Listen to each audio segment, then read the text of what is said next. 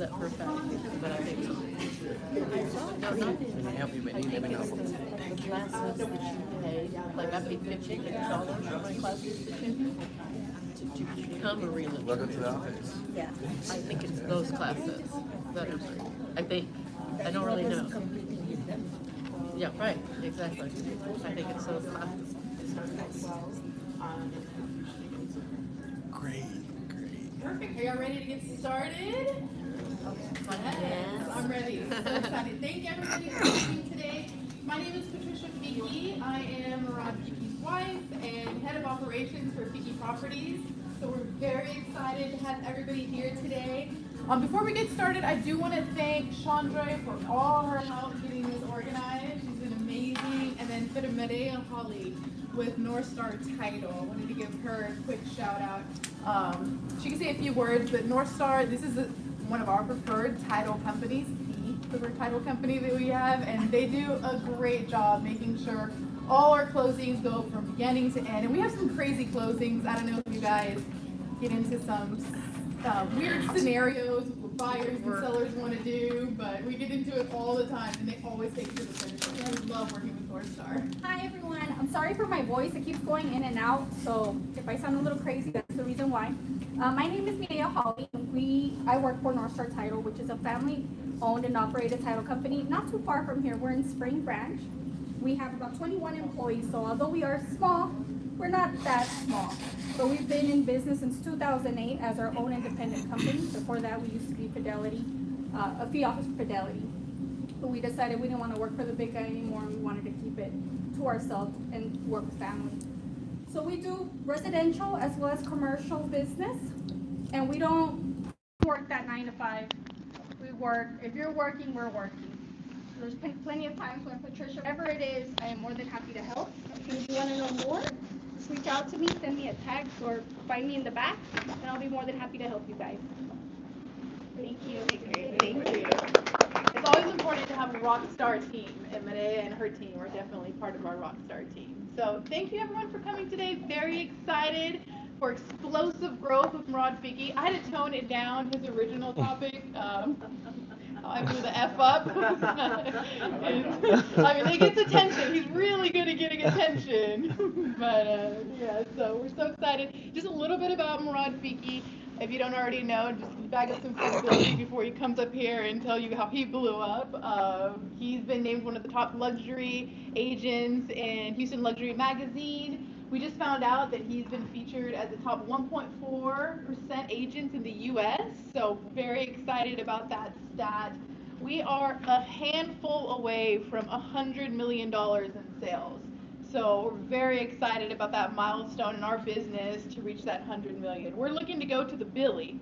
Who wants to go to the Billy here? Yeah, we want to go to the Billy, but you got to get to the 100 million before you go to the Billy. So we're very excited about that milestone. Number one Houston realtor on social media. He has over 200,000 followers that we leverage all our listings to, and the following that he has. One of the top 200 agents in Houston, Texas, and top 600 for Keller Williams South region. So he's definitely done a lot with his career in the last, this is going to be the 10th year that he's been in business. And it's been fantastic. On a more personal note, I'm his wife, and he is an amazing husband. We have 4 beautiful children together, ranging from 13, 8, 6, and then a 6-month-old. So we got a lot going on at home and in the business. I always say, you know, we're blowing up our family and blowing up our business all at the same time. So it's been a great pleasure working with him. I'm head of operations for our business, and then he's head of sales and going out there getting the business. So we're very excited to present to you today. This is going to be very interactive. So as he goes through this, please stop, ask your questions, raise your hand, let us know what makes sense, what doesn't make sense. We want to make sure that you guys leave with a ton of value. So with that, I will welcome Morad Fiki. Oh, thank you. Thank you. Thank you so much. Thank you so much. Wow, what a nice crowd. And it's so nice to be here at the Met with y'all. I love Keller Williams. I started at Keller Williams maybe 8 years ago at the Memorial office. And so I've moved around a few offices, but I just love Keller Williams. So it's so great to be here with fellow Keller Williams agents. Thank you so much. So I want to talk today about a few different things. I want to talk about our businesses, why do we have a roller coaster in our businesses, and then I also want to talk about ways that we can think outside the box and get new business in, and ways that we don't want to do the same thing that everyone else is doing, although some of those methods work. I call expires, I call FISBOs, I get business from expires, I get business from FISBOs. But how can we get outside of the box and think of new ways to develop relationships, develop business with people who may or may not know us? And this is going to be interactive, so I want to hear from you. Like, what are you doing right now? What ways are you getting business? And so let's talk about that. Let's list a few of them, and then we'll go into new methods that we can use. So anybody? Yes, ma'am. So when I first started, I had a cash car, so I didn't have any business, and I started doing Uber. So I would drive for Uber on my free time, and that's how I would meet Uber customers. Oh, great. And also get to know the city, because I was all over the city, so I got to see different parts, like Katy, Cypress. I was everywhere, so I highly recommend it. So Uber, and then you would give them a business card or say, hey, anyone you're looking to buy or sell? Well, I actually had these little pockets on the back of the head, so if they were interested, they could take one of my business cards. Okay. And then, so real estate business cards from the Uber. That's pretty creative. Awesome. And how long ago was that? Probably like a few months ago, like maybe 6 months ago. Are you still doing that? No, Okay. I sold that car, so. Okay. No So more Uber. full-time real estate. No, I also work for my father, who's a Okay. builder, and he has like construction businesses, so I Okay. work for him as well. Okay, well that's great. Thanks. What was your name? Stacy. Stacy, thank you. Awesome, that's great. Anyone else? Sphere. Fossil sphere. How exactly? Just sphere. Just sphere. Natural friends and referrals. Right, referrals. So how do you get referrals from your sphere? Just being on top of them, being in events with them. This, by the way, this is the best way to get business and the worst way that we don't get business. And I've been guilty of that too. I've been guilty of seeing my friends, best friends, my sister-in-law go with another agent because we didn't keep, in touch. We didn't ask for business. People can only think of one, maybe two real estate agents. And really, whoever's standing in front of them is the one who's going to get the business. Even if you are related or longtime friends, we can't expect that they're going to give us business. So this is the best way to get business because these are people who already know, like, and trust us, but it's the worst one that we don't keep in communication with. So how do you get business from the sphere, or how do you ask for referrals? I always tell them I'm in business, and if you know anyone looking to buy, sell, invest, let me know. I'm here for you. And anything, I always start with, Awesome. hey, do you need any help with this, a roofer, or this, that's not right. So just a way of help. Okay. Awesome. And so you call them All the time. and just check in. How's it going? Do you know anyone? And how many calls do you make a day, would you say? Probably 20, 15, 20. 20. I'm in the car and just call hi. That's it. And you go down your phone, alphabetize? Is there a No, system that you... No, I just have a system where I all the time touch the face, Okay. text, email, and I call randomly. Awesome. That is great. And if you're doing that every day, you're like ahead of everyone else. Because why are we so nervous to stay in touch with our sphere? You don't want to bother them. Good one. You don't want to bother them. Who said that? Yeah, you don't want to bother Stacy, right? Yes. You don't want to bother them. What else? Rejection. Yeah, I've felt that too. It's a lot easier. It feels a lot easier to be in touch with people you don't know than people you know. And then there's the, I don't want to sound too salesy. I don't want them thinking I'm only calling because I want business, right? But that's wrong. When we also need to know that, and I've made the same mistake. When we also need to know that, hey, I'm adding value, and know in your heart that, look, if they go with someone who's standing in front of them, they go with the brand new realtor who just got out of school, and they're very attractive, him or her, and they're like, man, I'm going to go give them my business. And they haven't sold any homes, but they're very attractive. That's not the right reason, right? Yeah, and this happens. We know this happens. I know for a fact this happens. So that's a good one. Any others? Past clients. This is also past clients. I'm misspelling that. This is also a really good one that we miss out on often. You know, we sold the house to them, we didn't stay in touch, and 2 years later they're selling their house with someone else. And I know that's happened. I don't keep in touch as much as I should, Yeah? but I still get the past client Mhm. to do a better job. Oh yeah, absolutely. And you gotta show up, you gotta show your face in events and whatnot, and you Mhm. don't have to say anything about real estate because they'll ask you. Mhm. Since you're a real estate guy, sometimes I go to events and whatnot, and I'm like, can we talk about something else? I don't want to talk about real estate. I'm doing real estate all day, every day. They will ask you those questions, and like you said, you Yeah. gotta be in front of them. So when they need a realtor, they gotta remember you're the guy. What's the number one question you get asked from someone who knows you're in real estate? How's the market? How's the market? What do you say? Unbelievable. Yeah. It's great. You know, let me just tell you, it's amazing. And especially now, like, oh, interest rates have been skyrocketing. How's the market? What's going on? The market's turning, but it's still great. So that's a really good one. Awesome. Unbelievable covers you both ways, good or bad, it covers you. Absolutely. Unbelievable can be real bad unbelievable. Unbelievable can be excellent unbelievable. It covers you both ways. Exactly. I love that. Awesome. Stacy. Another thing I did was on Facebook. I messaged all of my Facebook friends. I lost like 200 friends from it, but I Wow. also got a few clients. What did you tell them? Well, I always start off by like asking them how they're doing, how they've been. I don't want to just jump right into it. So I kind of warm up to them, and then I'll be like, well, I just want to let you know that I got my real estate license. So if you know anybody that needs my services, I'd appreciate the referral. But I had a lot of people block me and unfriend me, so I'm not sure if that's a really good technique. Well, you know what? I would say this is not bad. As long as, again, you want to build a relationship.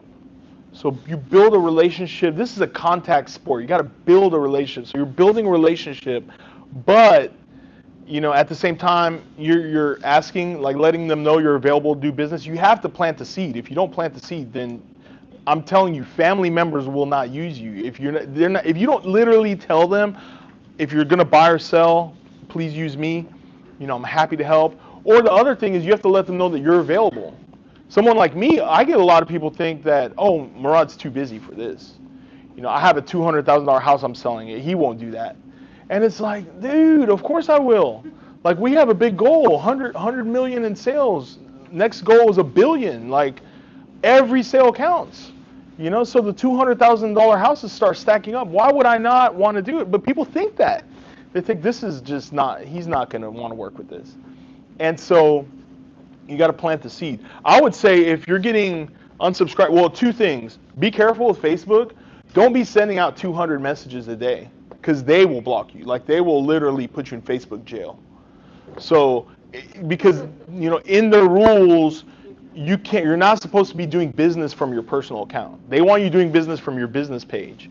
And I could talk a little bit more about that. But why? Because Facebook is an advertising platform, right? So you have to spend money with them. They want you spend money with them, they'll find people for you. But if you're not spending money organically, you can do it. You just gotta be cautious and don't go overboard. I would say you do 5 to 10 messages a day, and like she said, build that rapport, and then you ask. And if after you've been in engagement with them and you're just planting the seed, and they're like, oh, I'm gonna delete you, good riddance. Like, they're not gonna do business with you anyways, right? So that's what I want. But yeah, this is a good one. It's a real good one. All right. What else? Who cold calls? Paid ads. I'm trying that. Paid ads? Yeah. Google and better Facebook, Instagram. Google, Facebook, Instagram. Good. And it get expensive, but I got 2 listing appointments. Now it's Good. And then I'll just say Insta ads. ads? I do it on like the business thing, so they pick which platform. Like I do it Facebook and Instagram together, and it depends on the audience. Hmm. Facebook will actually Meta will pick which one is. Yeah, that's good. That's But good. Google is much better than this. Who's advertising on social media? I have before, but not for today. So we got like a quarter of the room. I will say advertising on social media is probably the cheapest, most effective way of finding leads and building relationships. So, when you're doing Facebook, Google ads, I do a lot of advertising. I actually love advertising. Because why? I want the algorithm, I want Google and Facebook and Instagram to find people who are looking for my services. I want them doing that while I'm sleeping. You have to look at an ad as an investment. So if you did a few ads once, it didn't work, and you're like, oh, this doesn't work, then you don't understand advertising. I'm building relationships, I'm building my brand, and people are going to see my ads who don't need my services this second, but someone needs to see a marketing message 7 to 12 times before they even notice you. We're getting over 3,000 marketing messages every day, so that's overload on your brain, right? But they see you here, they see my sign, they see me on Google, they see me on YouTube, they see me on Facebook. It's like, who is this guy? And then they start, building a relationship. Do you have a budget fixed for social media advertising? So the budget fluctuates. You're going to increase your budget as you increase your sales. But what I would say is at a minimum, 10% of what you make every month should be going into ads. At a minimum. I like to go higher than that because I'm in the long-term growth. I want to grow fast. And another thing is, I know Gary Keller, I love Gary Keller. I know what they teach. Like, I expect a 10-to-1 ROI on my advertising dollars. I'm not saying you shouldn't, but at the same time, I need to be seen. So I put ads on my videos. I want my videos seen 100,000 times. So if I'm not counting it by leads. How many leads am I getting from this video? I need people to see me, know me, and build a relationship with me online. What I will say about social media, how long does it take for you to build a relationship with someone, let's say, to where they feel like they know you? You feel like you know someone and they feel like they know you. How long does that take? A few months at least, right? Maybe a few years, of seeing someone, going to parties, going to events, right? Social media condenses that timeline. Within weeks, you feel like you really know someone. I have met someone somewhere and they're like, dude, you're on, we're Facebook friends. How are the kids? How are the family? It's crazy. This is what social media does. It condenses the timeline. So you can virtually build relationships with people and not spend all the time. How many dinners and happy hours and all kinds of stuff do I have to go to with someone to get to know them? Whereas we can keep in contact through social media, and I'm building relationships with someone, and I don't have to go spend money on dinners or anything. And then they'll call when they need something if you do it right and effectively. And that's what I want to say about advertising. That's how you have to look at it. So when I look at my ads, I want to see how many people see my ads. Yeah, I get leads, but then the other thing is I want to have a system in place where I'm building a relationship with my leads and I'm incubating them. That could take years. Some people might be ready to do something in 2 to 5 years. Is that a bad lead? Everybody's moving in the next 7 years. Everybody's moving in the next 7 years. Like I would say 90% of the people are going to move in the next 7 years. So do you plan to be in business in the next 7 years? If you are, then you have to realize this is a business. So I need people who are ready to do something right now and in the next 90 days, in the next 6 months, in the next year, in the next 2 years, in the next 5 years. So I'm going to build relationships with people. But this is good. Anything else? Any others? My name's Frank. I was going to say that one of the things that helped me in my business was I was doing home buyer seminars once every quarter. Home buyer seminars. That's great. And that's where I was getting most of my business. Mainly first-time home buyers seminars. it's been struggling this year with that, obviously, because of the market, but next month I'm doing one. And it's like I'm getting back on track, and we look at roller coaster, right, getting back up, and I said, I need to do what was working. Yeah. Even though it's different, but that helped me a lot, and I got sponsors involved, and people left with, they were educated, right, and they had a good time at mine, so. Where would you do the seminar? So I did one here. It wasn't the best attended when I did it here. I don't know if it was because it was at an office, but I do them like at restaurants. I'll get like their big room or their bar area, and I'll set up, you know. And like I said, I feed them, and then I would, sponsor That's stuff good. out, and everybody leaves with a gift, like some type of gift card or something. So they go and they talk about it, their experience. So that really helped me out a lot. That's a good one, definitely. And you're in the community. And so where would you feed them at? So I would do mine at most of them at Donarakis and the southeast side, Okay. area. Okay. Yeah, and I know the owner, so she was like, anytime you want, and so it just worked out. So That's a good one. So That's a good one. Go back to where it was working, and that's where I'm gonna be.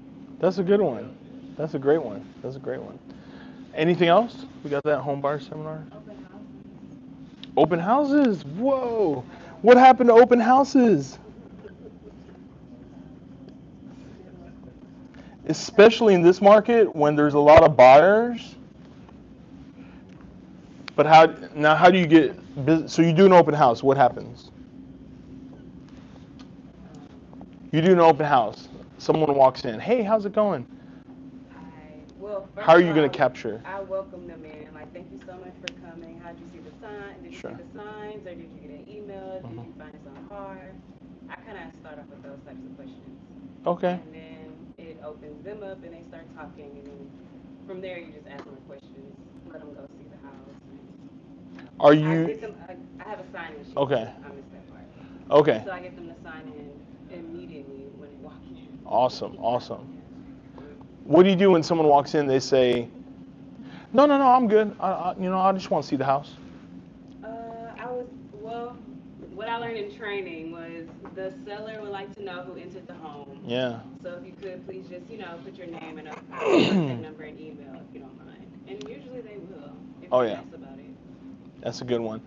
Also, a good tip: you have a little sign next to your sign-in sheet, and it says this: "Per seller request, please sign in." And you put off on the seller, like, "Oh, yes, ma'am. Yes, sir. I'm sorry about that." The seller wants a record of everyone who comes in the home. If you don't mind, it's just I have to honor their request. You can say it real nicely, but that's a good one. So what if you're having an open house and it's the neighbors, and they're like, "Oh, the seller already knows who I am. I already told them I was coming." Say, "Oh, that's great. Yeah, no problem." So then when you sign in, they'll know it was you and you actually came. So, and if they keep pushing, it's not my choice. It's not my house. I, have to honor what they want. I really appreciate if you sign in. They'll see you came. I'm sure they'll follow up with you. It'll be great. So that's a good one. That's a good one. I have literally seen realtors do open houses and have no sign-in sheet or anything. And it's like, what are you doing? Right? Like, why? Like, you're missing the whole point. You're wasting your time. If you don't have a method of capturing the lead and a way to follow up with them, then, like, why are you doing this? So that's a good one. Great one. And it's an oldie but goodie. Do you prefer paper or like a digital sign-in? Yeah, so I use a digital sign-in. I use Open Home Pro app. It'll capture all their info. They can type it in on the iPad. It's a lot more, it's modern, Open Home Pro. And then it puts it on a spreadsheet. It'll email them automatically, like after the open house. You don't have to do anything. And then I can go. Oh, absolutely. It'll take whatever information you want from them, and it has the address of the open house. So I can go in there. I'm not interested in the address of the open house. I'm interested in the address of the person signing in. Yeah, you can. Apps that I've all seen, they just have their email, phone number, and no address, and then you miss out on sending them. Yeah, cards. you can put address in there. You can even add other questions if you want. How did you find the open house? Are you working with an agent? I like that one. That's a good one. Yeah, you can have. You can have. You can have. You can adjust it. It's not just You can adjust it, yeah. What I would say though, people are real weary about meeting, about giving information to a stranger. So I just try to get name, phone number, and email address, and I'm asking if are they working with an agent. I don't want to step on someone's shoes. If they have an agent and they're like, oh yeah, I have an agent, it's whoever, my brother-in-law, then that's fine. At least I know. That doesn't mean, by the way, they won't work with you. That just means that they're just telling you right now that they might have an agent. I've had people come back to me and say, yeah, but I don't really want to work with them. I like you, or I'll work with you, or if you can help me, I'm happy, I'm open to working with you. So that just means that for the moment they're saying they have an agent, but at least we know that. But that's a really good app. The paper and stuff, like I don't know what happens to it after the open house. It's probably in the trash. So again, and then we're wasting our time, right? So I learned really fast, like, no, I need something that captures them and saves it to the cloud, and I can come back to it at any time, or anyone on the team can come back to it, and we can call through those leads. It's systematic. It'll email them. So even if you don't think about it, it automatically emails them. Automatically emailing them and touching them, right? So those are good. What else? I like to get a feel for the room. Yeah. So for just to understand the audience that we're talking to, how many people have been in real estate less than 5 years? Okay, good. How many over 5 years? 10 years? Whoa. 20 years? Oh man, we have you up here too, helping to teach. And then for sales, annual sales, under 5 million. Okay. Over 10 million. Okay, good. I think that's good. A good mix. Part of what we want today, like we said earlier, we're reaching 100 million in sales. We'll show later on. It took 8 years to get to 52 million. So our goal with this presentation today is help learn all the mistakes Morad has done, and we've seen. These are not just what we've seen; it's what he's done. I mean, these are mistakes that he's done to where we want to help you pull your time forward. So instead of you taking 8 years to get to the place we are now, like, how about you take a year or maybe 2 years? So it took him 8 years to get to 52 million, and then the last 2 million, we're already at 40, 50 million in like sales, closed transactions, and we're looking to end the year with 70 million in the last 2 years alone. So way over what we've done. It took 8 years to do. So that's the goal to do too for today's session, is like, how do we help you guys learn from that and learn from those mistakes? Yeah. So we had some questions here to get y'all's feedback, just to make sure if any of this resonates with you, right? So anybody on the real estate roller coaster with inconsistent closings and or income? Yeah. I know we've all been on the real estate roller coaster, by the way. Where it's like boom, boom, boom, boom, and then drop.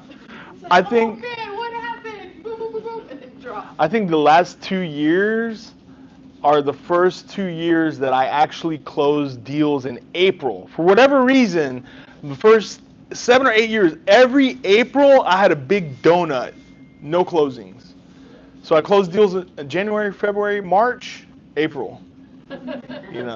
Then so that month's like starving, and then May, June, July, and then next year April, and she was a financial analyst and finance manager in corporate America before she joined the team. So she's real good at analyzing numbers and looking at it. So I don't know. The numbers don't lie. She always. Exactly what you're doing in your business.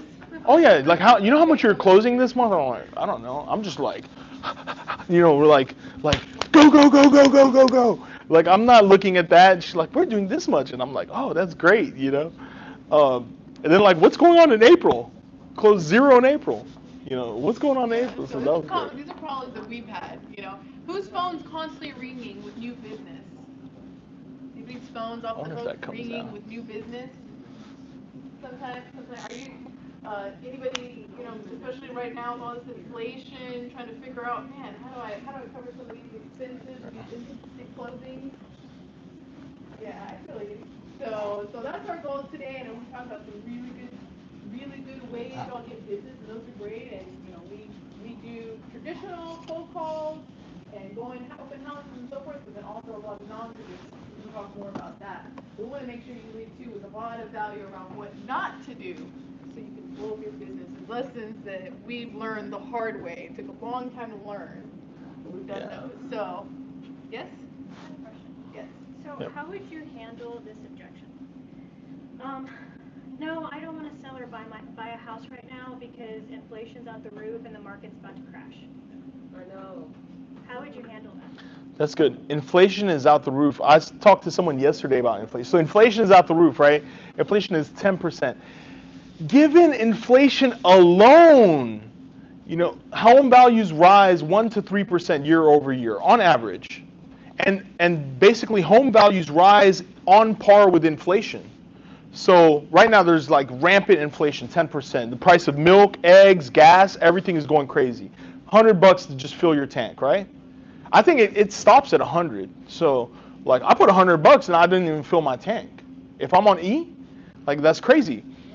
That being said, everything rises. So home values alone on that rise because they have to keep on par with inflation. Rents are going up, home values are going up. So the point you want to make is real estate has always been a great investment, and it's a great way to hedge your risk against inflation.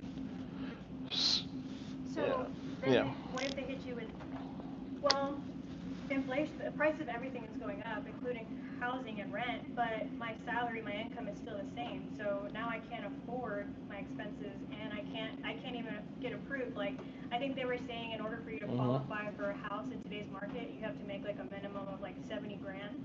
And a lot of people were like, we don't make that, So how do you handle that? It's great. Well, another point is so your rents are going to go up. Rent is going up. This is a fact. Yeah, wouldn't you like to lock in your mortgage payment for the next 30 years? Like lock it in? In New York, they're raising rents by 100% if you give 1 month notice. Like you hear that all across the United States. Like rents are just, okay, your rent's double, so you pay it or you move out next month. Yeah. And oh, by the way, good luck trying to find a place. But their income stays the same, which is sad. Yeah. Wouldn't you like to lock in that payment every month? And here's another thing too, and I know this because, I'm a finance major, but another good thing to note is, okay, so if I lock in my interest rate at 5% and inflation is 10%, that means the value of the US dollar is losing 10% every single year. Yet I'm paying you back at 5%, meaning you gave me more valuable money to buy this house, and I'm paying you back at a lower rate than inflation. So I'm paying you back with cheaper, less valuable money every month. Every month that I pay you back at a lower interest rate where inflation is high, I'm paying you back with cheap money that is worth less and less and less. So it makes sense for me to keep that loan as long as possible. That's one thing. And then the second thing is, like I said, home values rise. I'm locking in my payment. And I don't have a landlord who's going to tell me in 6 months my payment's going up by 20% or whatever. For some landlords, because I was working with some leases, the landlords will tell you, like on your lease agreement or like on the MLS, that the next year your rent will go up by $50 or $75. Oh yeah. And they require like a 2-year lease or whatever. So I guess they're trying. Ron. I think it's a history thing, when it comes to, markets and data. I mean, you look at the 80s, you had interest rates of 16 and 18%, people still buying. And when you look at this economy with technology making a huge impact on wealth and everything else, I think it's just the way you approach it. I don't, if you're a doomsay, you listen to everything you hear, you're going to be driven by a market instead of driving the market itself. I think you have to adjust and pivot yourself and be able to look at who is buying, where's that audience.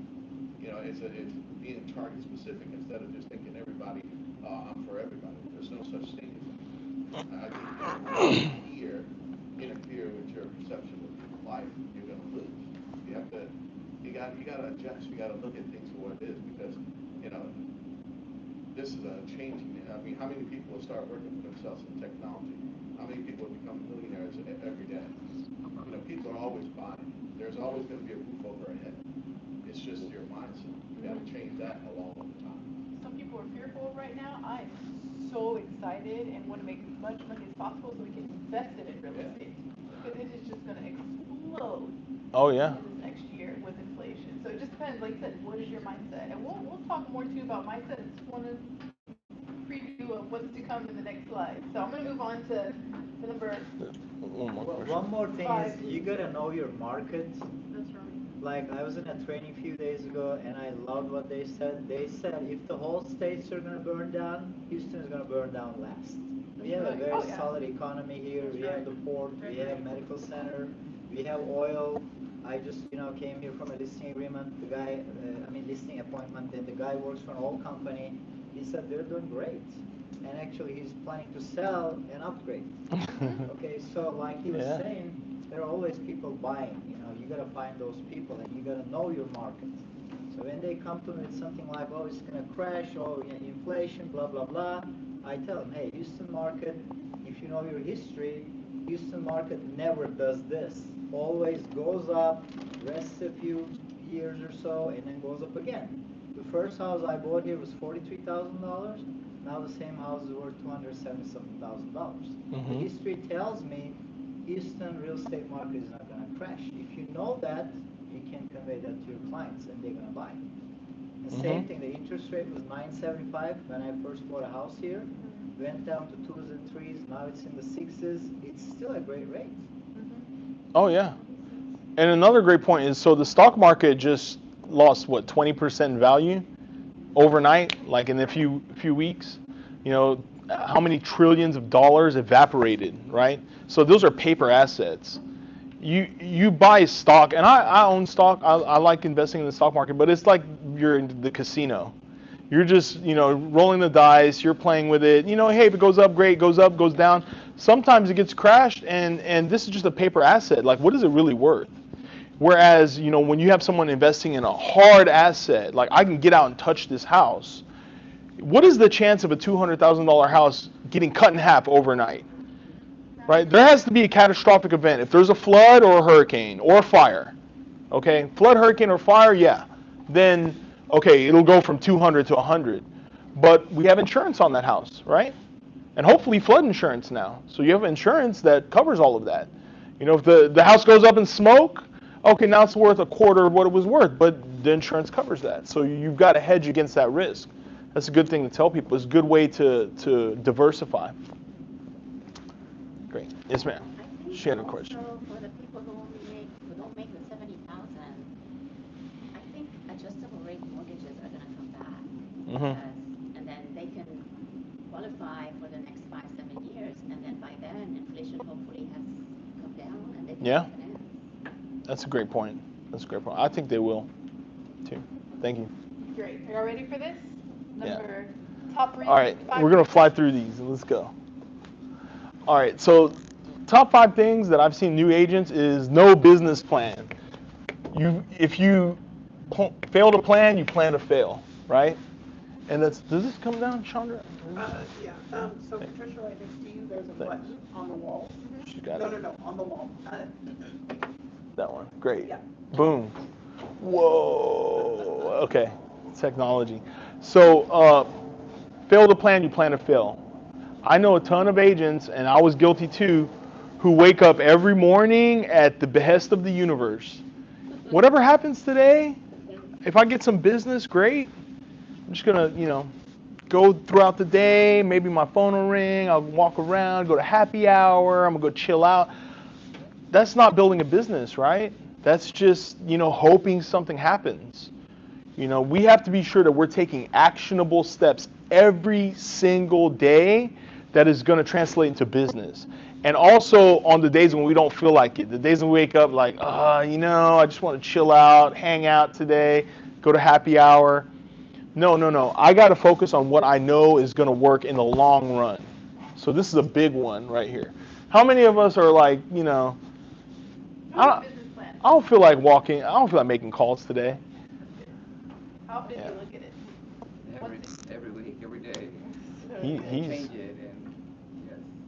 Who looks at it one time a year? 2 times? Every day, like? Yeah. Every week, I think. Every week. Frosto's on it. We did a deal with him. Yeah. It's important. It keeps focus. And if you're not one to look at the numbers, then it's fine. Just bring someone on your power team who is. Yeah. Awesome. That's number 5. Number 4, wrong networking events. These are the biggest mistakes agents make, and what causes them to reach their goals at a quick clip. Mortgage happy hours. Who's going? Who goes to the lender happy hour? Come on. Title company happy hour. Who's going? It's fun. I mean, hey, they're buying me drinks, right? But guess what? There's no clients over there. Like, who is going to do business with you, right? So, title company happy hour, mortgage happy hour, and we love our title company. But there's no clients over there, man. Like, I need business. What new business can I get today? Let's keep going. Putting off the hard. Who makes cold calls? Anyone? Is anyone cold calling? Yes. I do cold calling. And it's great. I'll talk about some more effective strategies in a minute, but let me allude into this. So I call expires and FSBOs, right? Every day. I've been doing that for years. Calling. And there was one particular day I was calling. I was getting no traction. I'm getting cursed out, like, dude, don't call me, shut your mouth, all this stuff. And I was like, this sucks, man. And so I said, I'm going to do a video. So I literally got on my phone. I went on Instagram. I did a video. I was talking about getting new business. We're going to do this, that, and the other. I don't even remember what I was talking about. Boom, I posted it. This video is going out to 5,000 people at one time, right? On Instagram, and then it immediately goes to Facebook stories. This is my stories. So on Instagram, I have like 160,000 followers. So I know a lot of people are going to see this. Within a few minutes, I get someone DMing me, and she's like, hey, I got a house I need you to sell. Like, this is my number, call me. So I called her. We listed her condo in Galveston, and we sold it that weekend. So this is like a Wednesday. I'm making cold calls. This sucks, right? Boom, I do a video, and it goes out to all these people. And then all of a sudden, hey, give me a call. Here's my number. That's more inbound marketing. So now I'm like, how many people can I reach? Someone needs me out here. And then boom, I get that message. Call me because I have business for you. I called her. We listed the condo, sold it that weekend to a cash buyer, closing in 10 days. Talking about immediate impact, immediate business, immediate cash flow. That's the power of social media. Who is consistently doing videos every single day on your social media? This is it? I post my stories every single day, but not like my feed every single day. Yeah. So that's good. That's a good start. So we got only 2 people? Who else? No, that's it? Why? Let's talk about why we're not posting. Well, I do post, but like she said, I don't post all the time that, hey, I'm an agent, all the time. And that's good. I would say don't be the lame, hi, I'm so-and-so with Keller Williams. If you're looking to buy or sell, call me. Like, no one cares, right? Like, you got to be yourself. If you follow me and you watch me, and I hope we connect on Instagram, Morad.Fiki. Like, I do a lot of explosive videos. I talk about mindset, growth, and blowing the F up, and that's who I am, right? Like, you don't have to copy me. You be you. But people are going to resonate towards who you are. So you be you. And then a little bit here and there, I do sprinkle in that, I'm in real estate, but it's more subliminal, but also I'm really letting people in to get to know me.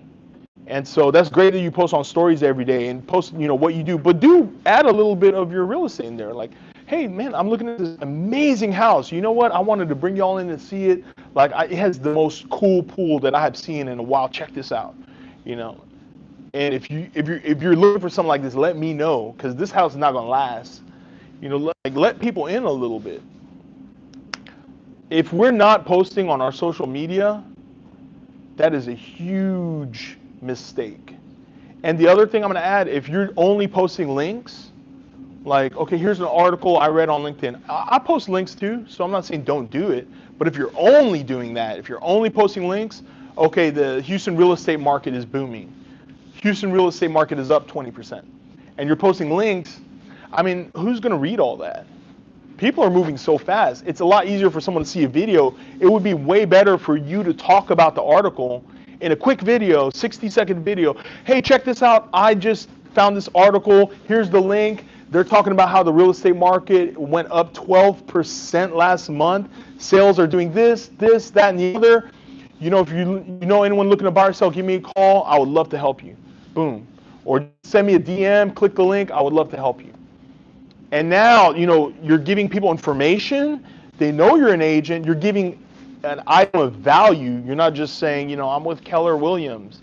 Like, no, like, what's in it for me? Hey, the market is going down. The interest rates are slowing the market down. This is this. I just read this article, so let's talk about it if you're considering it, or if you would like a free home valuation, I'd love to help you. Now you're giving value and you're explaining it to them. People love the reporter. They want a reporter. You report this to me. I don't want to read this long article. Dude, I'm busy. Like, you tell me what it is, quick 60-second recap, and you'll get a lot more traction.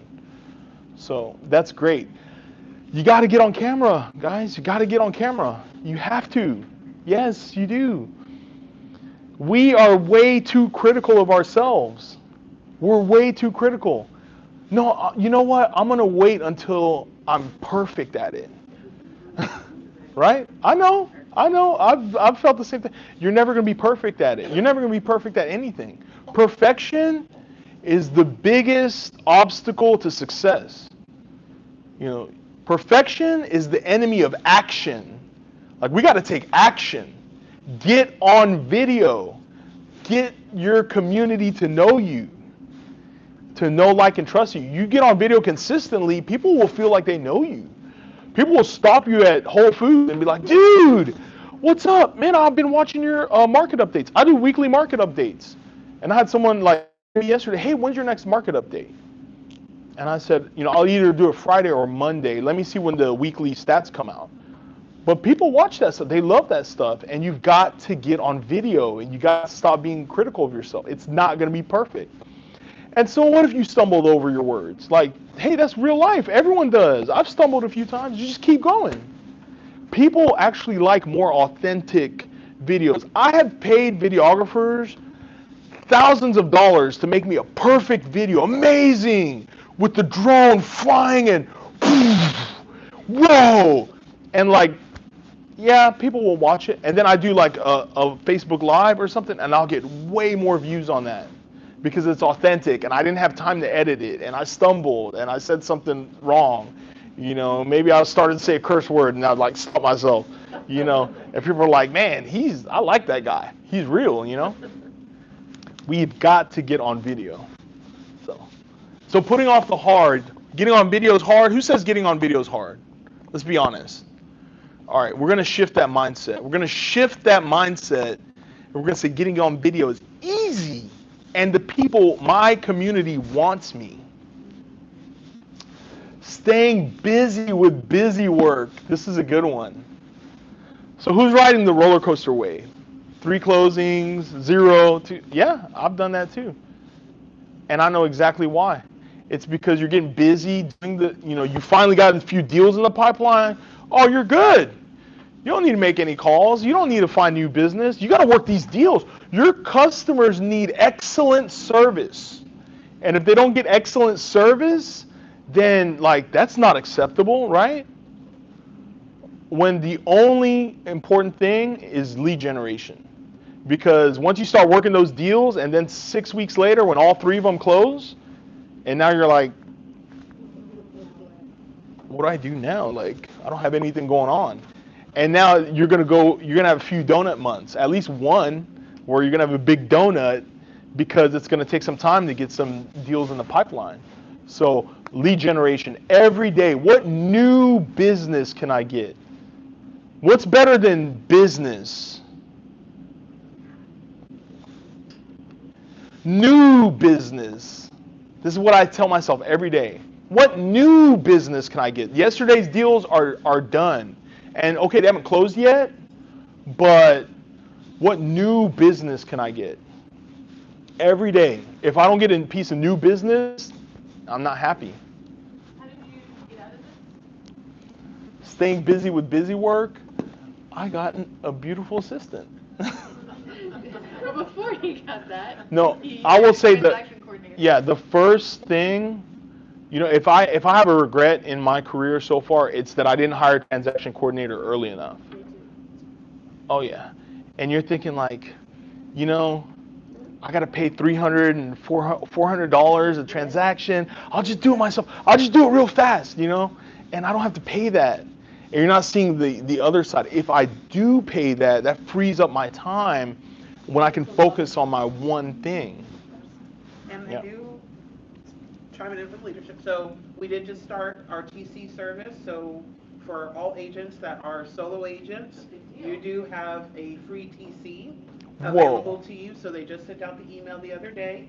If you are a new agent, you do have to do 3. It is free. Wow. That's for teams. If it's a team, if you're a solo agent, her services are free. Wow. Yes. So that is starting. They have started to reach out to agents. I will say for new agents, you do have to do at least 3 transactions on your own before you can have the free TC offered to you. That is But awesome. if you've been in the business, free TC service has started. That is amazing. That helps him get his first lead. So like when I look at the numbers, and each year you go from under 10 to over 10 just by that alone. You gotta free that time up to be able to then go get the business. You gotta free that mind space. You gotta get the creativity. What video am I doing today? This is the commitment we're all making. What video am I doing today? What ways can I get my name out there? And that's huge. I remember when the first TC that I hired, she would charge $350 per file. And that was like listing to closing, which was a steal, by the way. Like, I don't even know anyone who will do it that cheap. And even then, in the beginning, it was like $350 per file. So if I close 10 deals, that's $3,500. Man, I should just do it myself. But I had to let go. I need to focus on getting more business and more lead generation. So if I could do it over, I would have hired a TC when I started. Because if you don't, and especially when you're paying per file, if you don't have any closings, you ain't paying nothing, When you're new, you even learn from a TC. Mm-hmm. What the verbiage, what they do, how to communicate with the lender. Yeah. Oh, that's great. That's awesome. That's a great point. So staying busy with the busy work. So yeah, you know what? I'm busy. I'm working my deals, right? No, if you're not doing lead gen, or if you didn't do lead gen today, that you missed the day of building your business. And get out of your own way. We also talked a little bit about this, about videos and getting out there. So now I want to turn it over to you. I want to hear, what is the one thing stopping you from achieving your level of success or getting to the next level? I want to hear it. Let them flip.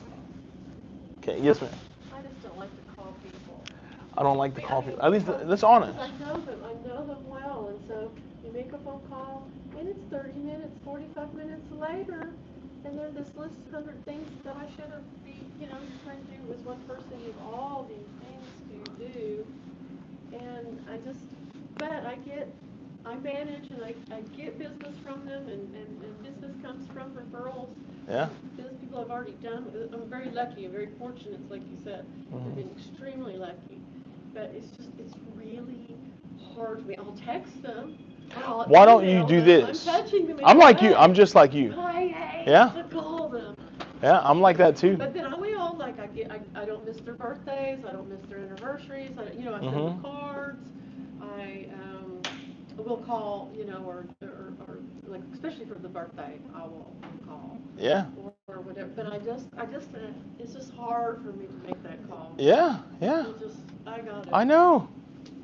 I've been the same way. I would rather dig ditches. And it's hard. I mean, it's crazy, It's hard. right? And I've got to get over that. I'm the same way. I'm going to make myself get over that. Yeah. I feel the same way. I'm like, man, I call someone and they want to talk to me for half an hour. I really don't have half an hour. But you can't be rude because you know them. Yeah. You've done business with them, or you know their kids, and you know their talking. So why don't you do this? This is a good way to mitigate that. This is what is huge help me. You send them a video text message. Video text message. So that it's one way. If they want to text me back, great. If they need to talk, they can call me or whatever. But video text message. Hey, how's it going? You know what? I haven't seen you in a while. I would love to catch up with you. I was just thinking about you. I just, was driving by here and I passed this restaurant we used to. Say their name so that you can use the same video. No. You say their name. They need to know that this came to them. You say their name. Yes. What you're talking about, you do that on Facebook when you just say hi to everyone. Okay? So you do that on Facebook. You send someone a video text. You say, hey, James, how's it going? I just passed by 5115. I remember we would go hang out and have happy hour there. I was just thinking about you. I hope you're doing well. Drop me a line sometime. Let's see if we can catch up. I'd love to catch up with you. But you say their name, and then they know. People know when you sent them a mass video, right? Like, hey, how's it going? Hi, everybody. This and that. By the way, when you get on Facebook, do not say, hi, everybody. So happy to see you today. I just want to let all of y'all see that, we're not Kim Kardashian. All right? She can do that. She's got 300 million followers, right? She gets a pass. You got to sound personal. People like when you're talking to them. Say, hey, how's it going? I just wanted to check in with you. You talk on Facebook like you're talking to one person. And people, they feel like you're talking to them. You know what? I was just thinking about you because I saw this amazing pool. I would love for you to see it. Check this out. Isn't that amazing? Anyways, I'm going to go pick up the kids today. We're going to go have dinner. I hope you are having a wonderful day. I would love to hear from you. Drop me a line. Let me know how you're doing, and I'll talk to you soon. That's Facebook. Right, but when you do a video text, you call out their name. People need to feel the personal connection. On your phone and then send it by text. Yeah, I go to text, and I literally, instead of taking a photo of myself, I do the video, and I say, James, how's it going? I was just thinking about you. I haven't talked to you in a while. I hope you're doing well. How's the family? I know you have all those kids. It must be hectic. I was just thinking about you. I'd love to catch up sometime. 20 seconds. Done. On Facebook, how are you doing? I can't, I'm going to do a market update. I want to update you on how the market's going, and I would love to hear your thoughts. Let me know what you think about this. Drop me a line or comment. You got to tell people what to do, but you're talking to you. You're talking to one person. Everybody, hey, all my fans and followers worldwide. That's Kim K. She does that, right? But you want people to feel personal.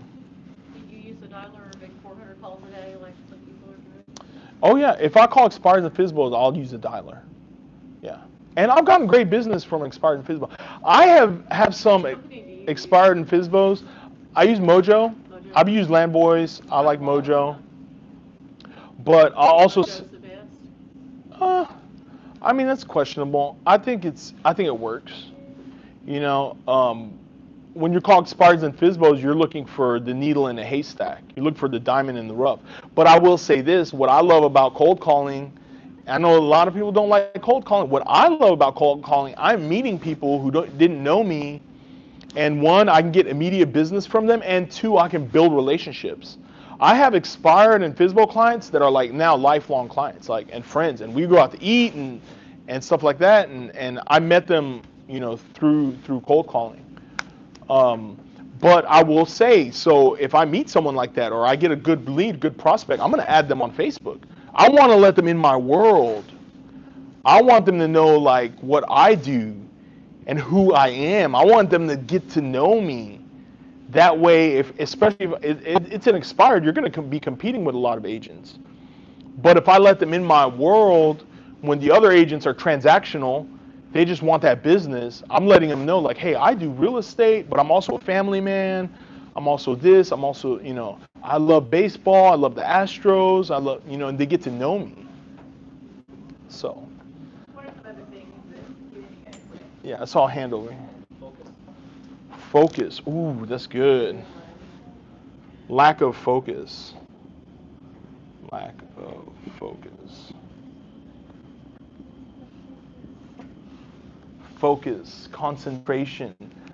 That's like a magnifying glass. That's what will burn anything. Time management. Can you time management.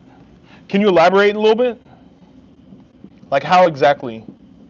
I mean, sometimes you gotta make those calls, follow up with your leads and whatnot, and you get caught up in a family thing, or let's say you want to be in the office at 9 or 8:30, you get caught up in something else, you come 30 minutes late, and that throws everything off. The snowball. Call, you're like, you know what? Let me go meet that person. Yeah. And then you play catch up. Then snowball. Then you're behind the power curve all day. I hate that.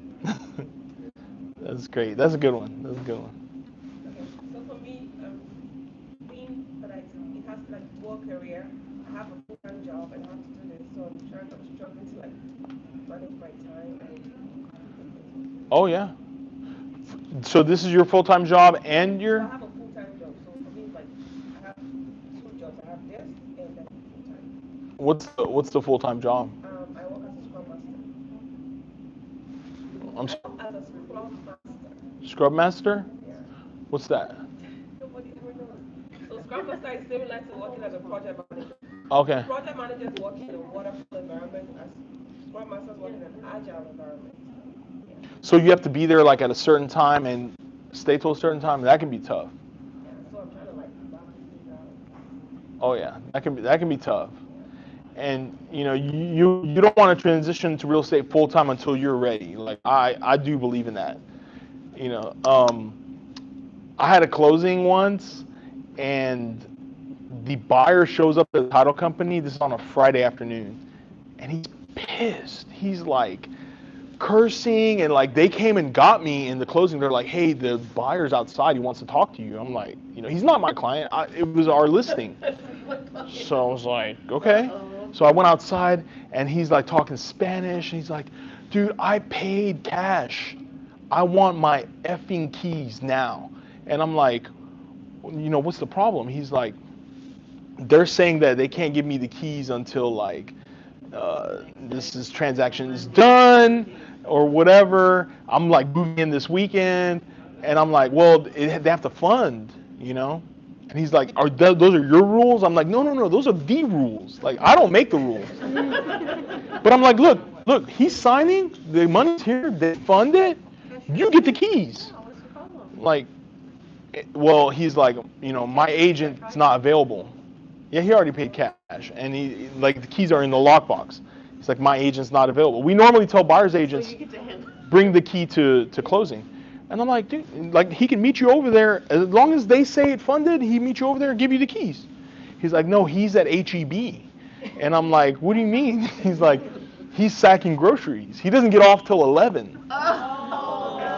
I'm like, oh, dude. So did you go get the keys? So yeah, I was like, look, I gotta pick up my son from school. I can meet you over there. We'll let you in as long as they fund it. I'm fine with that. Oh yeah. I want it. He's like, man, the moving truck is outside, like, and he was pissed. And it's like, so. What did the agent say? The other agent. He was unavailable. He couldn't answer the phone. He's stacking groceries. So I'm like, dude, you got to take care of your client, man. Yeah. That actually happened to me when I bought my house. Yeah. My agent just kind of disappeared because he was transactional and he didn't explain the process to me. And I didn't know like about funding, and I thought like we get our keys and we're gonna go and we had moving trucks, and we actually closed on an evening, so it wasn't gonna fund until the next day. Yeah. And our closing had already been pushed back 3 times, so we were in an apartment and our lease was up and we had to be out. But the title company had a great relationship with the seller, and he actually gave us our keys before it funded. Wow. Yeah, so that was. That's great. But I was really lucky, but the process wasn't explained to us, so. Yeah. You know. And the average buyer doesn't understand all that. You know, like this guy's thinking like, I paid, dude. Like I transferred the money. I want my keys. Period. Like he's like, I will burn this title company down. You know, and I'm like, dude, like I'll help you out. Like I'm on your side. I just, you know, so. No, it wasn't her. It wasn't her. So that's great. Get out. Like so. Okay. Time management. Anything else? What other excuses? These are our excuses. And they are. You know, what is an excuse? An excuse is something you tell yourself to make you feel that this is okay. This is why I can not call anyone, have a lack of focus, bad time management. By the way, I've done all this. Our top 5 are the ones we just showed you right now. Oh, yeah. So don't think that we're just saying, you know. Oh, I've done all this, by the way. It took 8 years. 8 years. And I think the root cause of all those for me is I'm a solo agent. So you're one person. You're solo agent. How many solo versus Solo agent. Solo is totally solo. You're in 2 teams. Okay. 3 teams. Solo agent. It's hard being solo agent. It's very, very hard. How many So people on you your team? miss on something or the other. You're looking at it. Yeah, I was like, it's just a good fam. So we're looking to grow our team, by the way. We have a lot Yeah. of business for solo agents. All those other problems is really hard. Yeah. Not able to trust the transaction, finding good transaction coordinate. Everything else is connected with my detailed work, which puts me behind on everything. It was so hard for me to let go of the transaction coordination because they're not going to do it as perfect as I like it. Exactly. I still haven't told to stop answering emails. I'm like, stop answering those emails. Do not need to. Yeah. They may not talk to my clients as the way I do, the way I do. So that's one part of it. Yeah. When she got involved in the business and she started like getting copied on all the emails, she saw like title company ask for something, or lender's like, hey, what's it? Oh, I know. Oh, I know. Oh, by the way, you know they're not going to be available till this time. She was like, you know every single thing that's going on with every one of your clients. How do you have any time to focus on anything else? And that was hard for me to let go because I'm like, no. I know everything. No one will do it the way I do it. Like, stop. And when she took over that side, I don't know now. So someone calls me, hey, what's going on with my file? I'm like, let me have Patricia give you a call right back. You know, I have actually no idea where the file is. Not easy to find such a good one. They're out there though. They're out That's there. why, number one, get out of your own way. We tell each other a lot. We're constantly working on ourselves. We're constantly working on how do we get out of our own way? How do we stop telling ourselves, hey, there's no good talent out there? We tell ourselves the same thing. Hey, there's no good talent out there. Man, no one can do it the way we can do it. Man, no one's working as hard as we're working. You know what? That calls you to stay small. And if you want to blow up, you got to tell yourself there are amazing people out there. There are people that will give their heart and soul. They want to do business like we do. I mean, you have to tell yourself that and shift that mindset for whatever it is, whether it be people or business, whatever it is. Like that's why this is the number one thing that holds people back is getting out of your own way. Oh yeah. You had a question back there?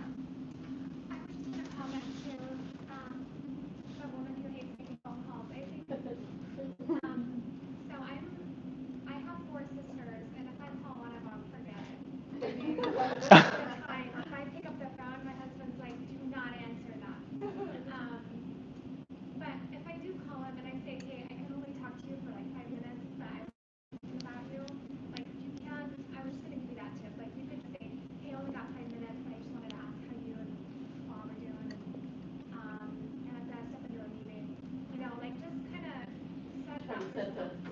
That's a good one, actually. That's a great one. 5 minutes is the middle, though.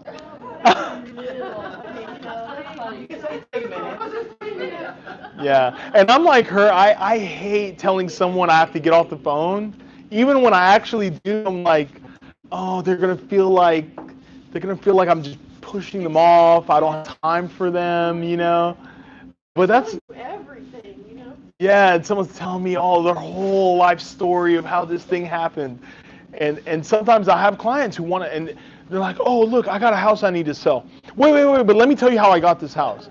Like, so I work with a lot of investors, and she tells me the whole story. Like, and I'm like, oh, man, that's so good. But, I know she wants, like, me to hear it. That way I understand how she got the house. And, yeah, I'm like that. I'm like, oh, gosh, I don't want to, tell someone that I have to get off the phone, but now it's 40 minutes later. I don't even remember what I was doing. You're trying to call 20 people a day, and you've only called 5. Mm-hmm. And you really do want to know, you care about them, and you do want to know. Yeah, that's a really good one though. Hey, this is great. I've got to step in a meeting, but what's going on? That's a good one.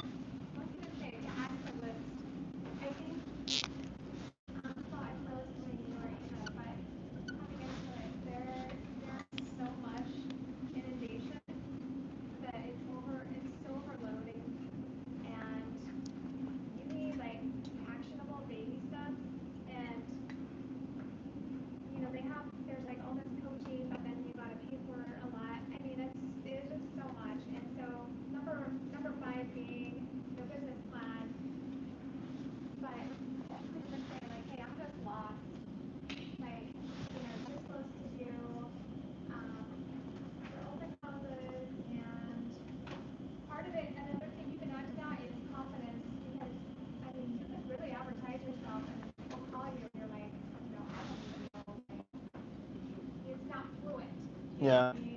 So lack of confidence? Competence. Okay. Yeah.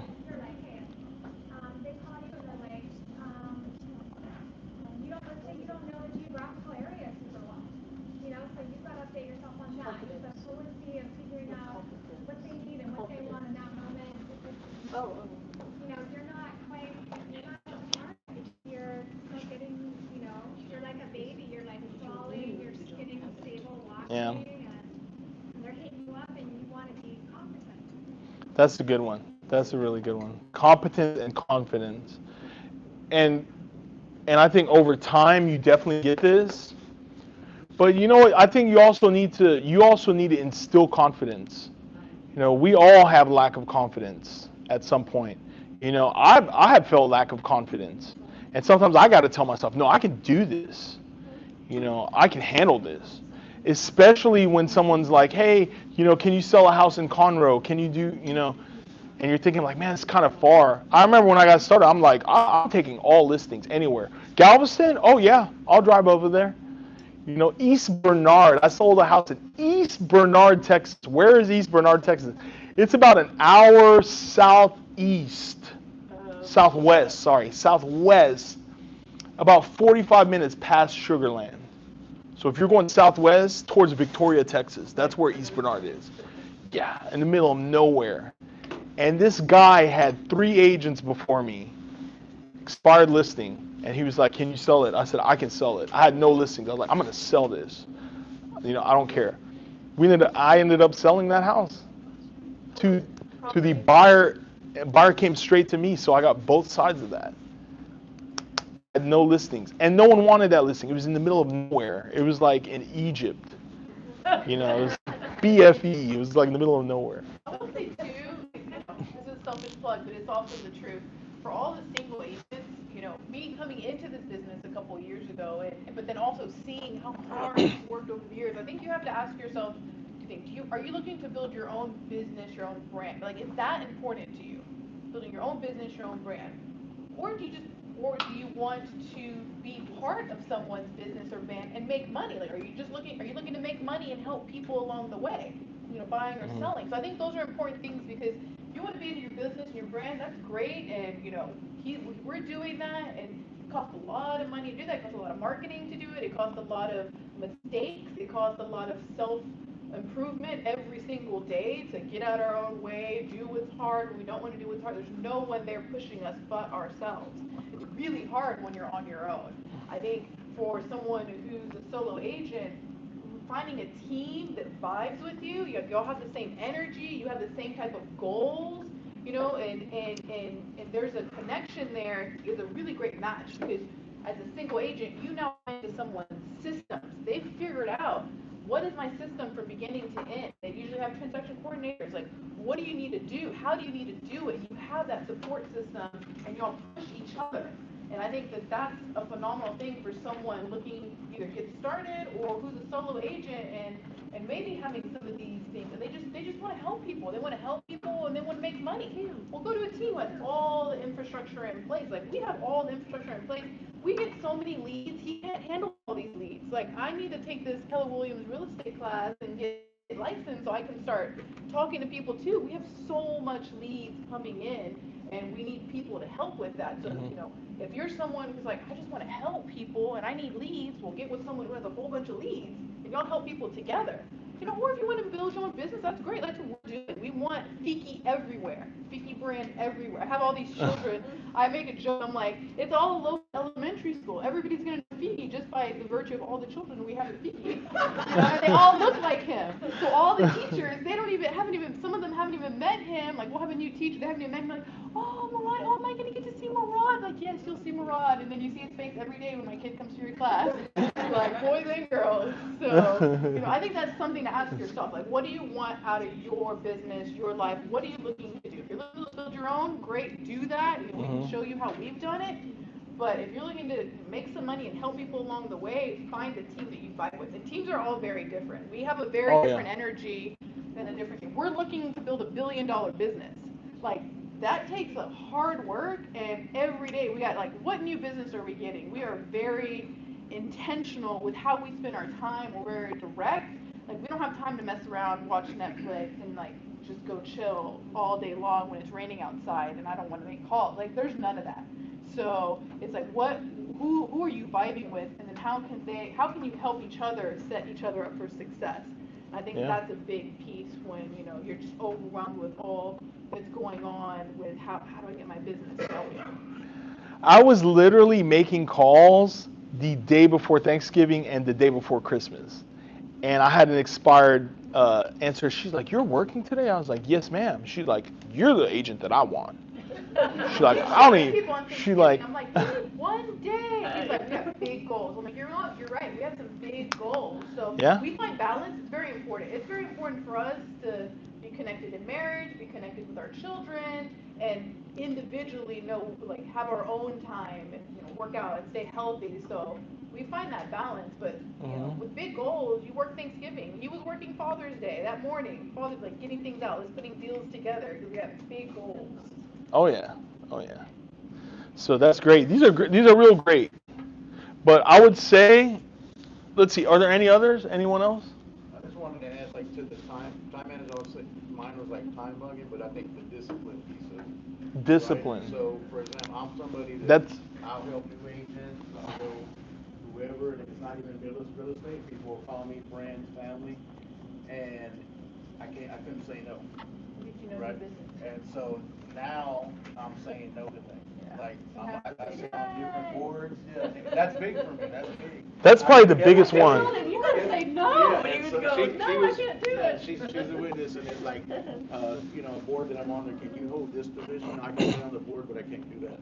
So it's, if you want me to stay, this is what I can do, and that's like really big, because I was like, I have to focus on my business. So that's kind of what I've experienced. Yeah, lack of discipline. That's a huge one. Lack of discipline. Ron. That's probably the one that encompasses everything up there. Oh yeah. Oh yeah. Lack of discipline.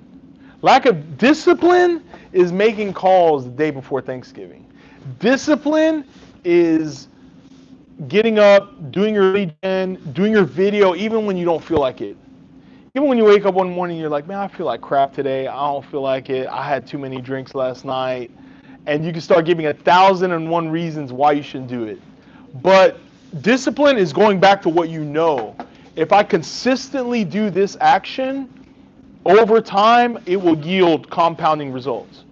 And one thing I want to add to what she was saying back here, what was your name? I'm sorry? Diane. Yeah, one thing I want to add to that is you were saying something about like not knowing what to do. There's so much.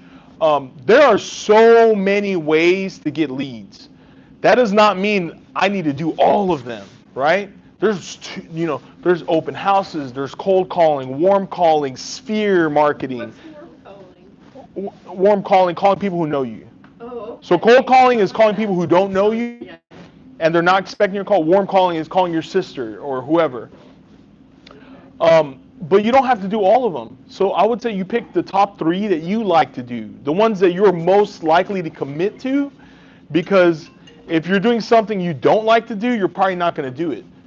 Pick the top 3 that you're like, hey, I enjoy this, and then I'm gonna do it every single day religiously, even when I don't feel like doing it, because those days are gonna come up. Even when I'm hungover, even when I'm I got a little cold, my throat hurts, so I'm not gonna call anyone today. Like you pick the top 3, you're like, this is what I'm gonna do every single day, period. Monday through Friday, I'll take Saturday and Sunday off, or Monday through Saturday and I'll just take Sunday off. And if you commit a few hours a day, I'm gonna do these consistent actions every single day. And you don't have to do all of them. If you don't like doing open houses, don't do open houses. So that's what I would add to that. Any other excuses? Just to probably add on that last list, would you find in your experience that this is an industry where you have to act instead of thinking all the time? Because you can try to want to perfect how much you know and never do anything and miss out. Oh, yeah. Because I've learned that in real estate, we're never going to know everything. It's a time factor. It's a growth factor that helps make us better at what we do. But even if you make a mistake when you first get out there, chances are the person that you sit in front of won't know that. Yeah. And you can still get the transaction done, and then you become a believer in what you're doing. Exactly. I think that Exactly. builds the confidence. The discipline side is not an emotion. It's something that says, F the way you feel, get it done. Yeah. It's like working out every day. There's gonna be days you wake up, man, I don't feel like going to the gym. But I know if I go every single day, I'm gonna yield results. I'm gonna start getting in shape. I'm gonna start feeling better. I'm gonna have more energy. So these are real good. Anything else? Anything else to add? I used to love cold calling, and my first listing was from cold calling, and I was scared because she was probably gonna see that I'm just brand new, 2 months in the business, and it went perfectly. I got the listing. I guess I had the confidence knowing what to say and everything. But now with DNC, I am just scared to death of making any phone Yeah. calls. I don't know why. It's because they scare the hell out of you. They're like, yeah, if you call someone, you're gonna get sued. You're gonna pay a big fine. So I would say make sure that you sync it to the DNC list, and some of the dialers will do that. And it's not perfect. I mean, you might get someone who's on it, but I'd rather get business than not get business. I got somebody text me that's online. They say there's a question on Zoom. Oh, yeah? Question on Zoom. Thanks. That's great. I don't even have anyone watching this. Let's see. Can you break down the percentage of your business, open houses, social media, cold calling, and act, etc., etc.? Can we break down the business? That's a great question. Like in what regards? Like, Revenue? where do we get our business from as far as percentage? Oh, yeah. 40 to 60% is from referrals or people we've done business with. So we've been doing it for 10 years. So either we've done business with them, we know that SOI such referrals. Like we know them, they know us. But that also could be through social media because a lot of people get to know him. So that's about 60%, and then probably about 20% of the revenue is from FISBOs. I mean, not FISBOs, the expireds. And then the other one will be from advertising, whether that be, we do all traditional methods too. So we'll do print ads, we'll advertise on Nextdoor, we do the online, so Facebook various ads. Various methods of advertising. Yeah. It's broken out. Yeah. Yeah.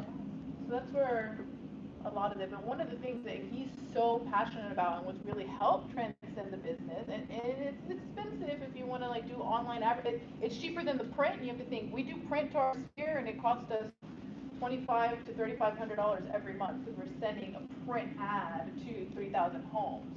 Yeah. So that can add up. I mean, that's a good cost you're doing every single month, and you're not necessarily getting anything back from it.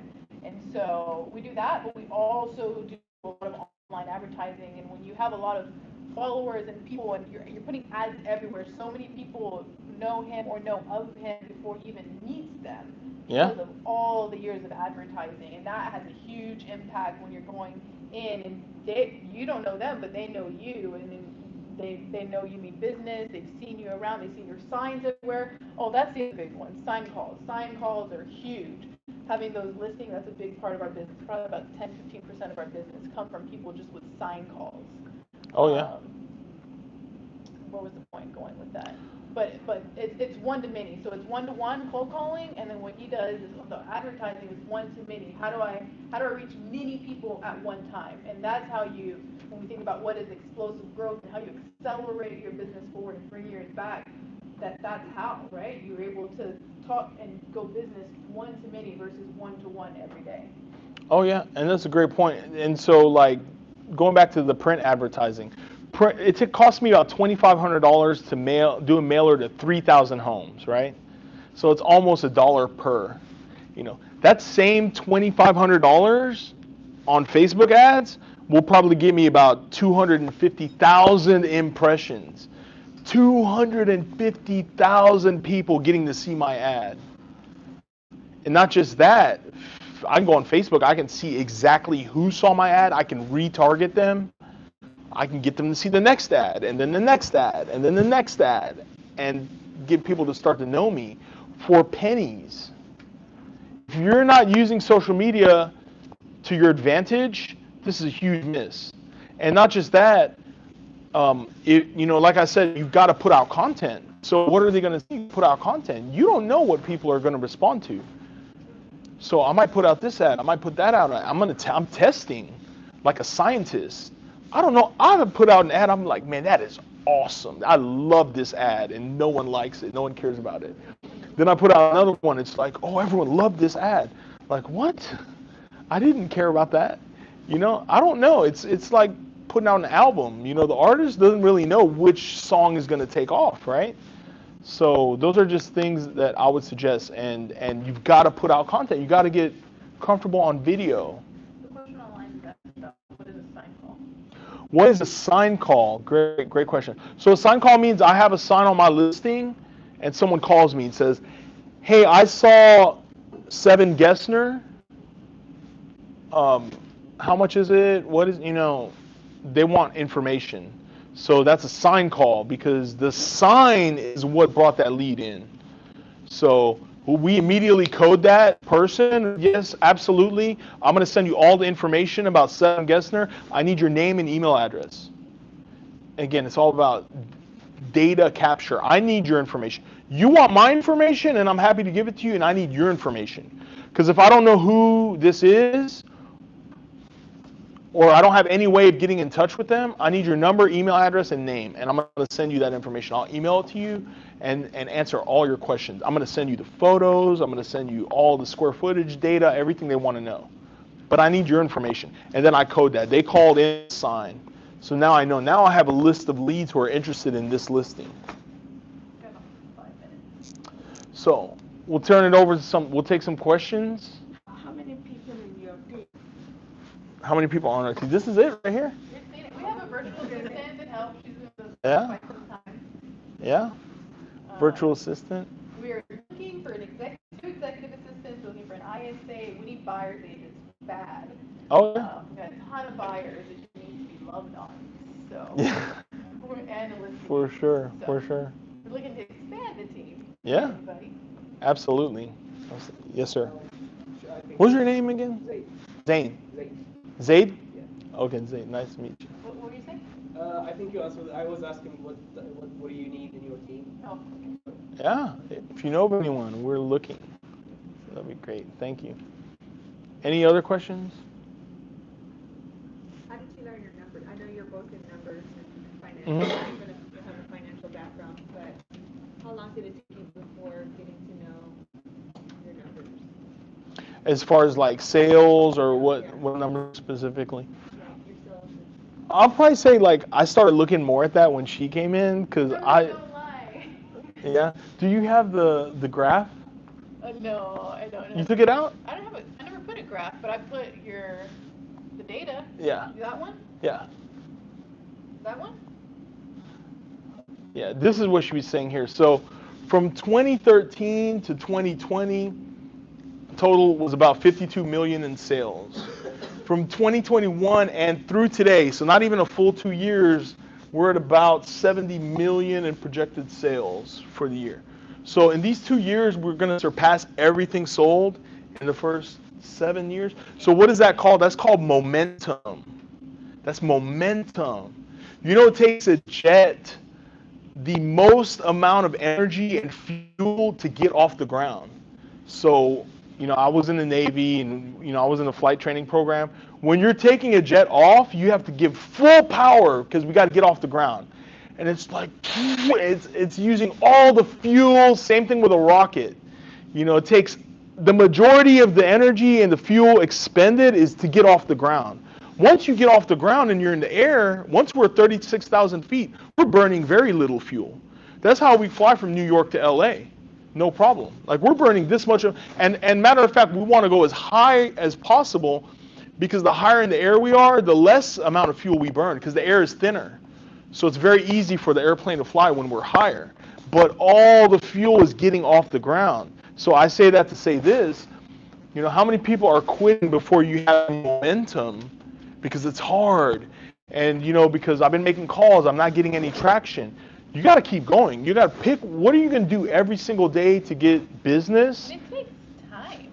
Yeah, it takes time. People come into business and they're great talent. It's been 2 or 3 months. They're not seeing the impact of the results. They're working really hard, and they're like, maybe real estate's not for us.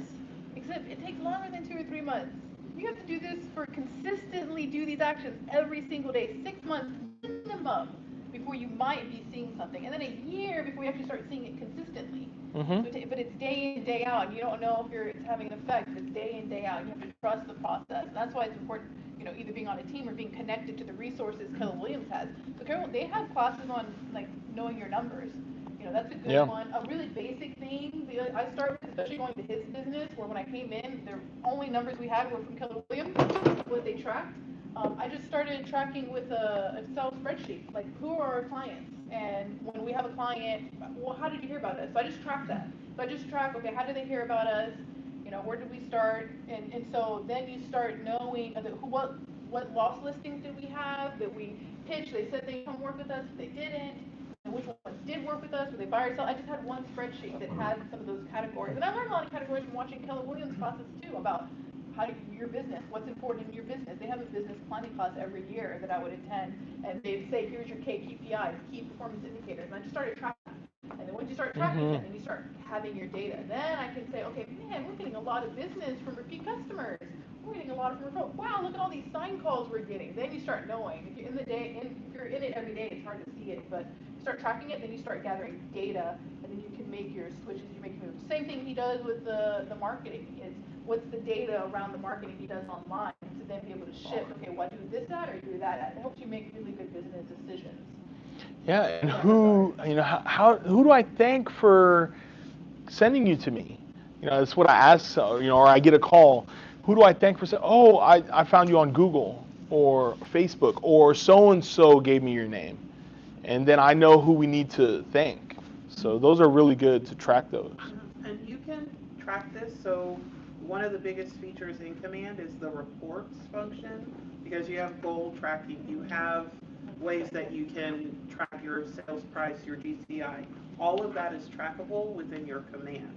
So if you're putting in your transactions, you're putting in all the info, your command can do that, especially with the campaigns function. If you're doing like email campaigns or Facebook ads, it tracks the data and it lets you know, okay, if you're sending out so many emails, how many people are opening them, stuff like that. So all that is trackable within your command as well. Oh yeah, thank you, that's great. We're gonna have to, one more question and then we gotta cut it off. Last two. That's a recommendation. Yeah? Never change phone number. Somebody called me after 13 years. Yeah. Oh I yeah. still have the same number, and the first question they ask is, are you still in real estate? I said, yes.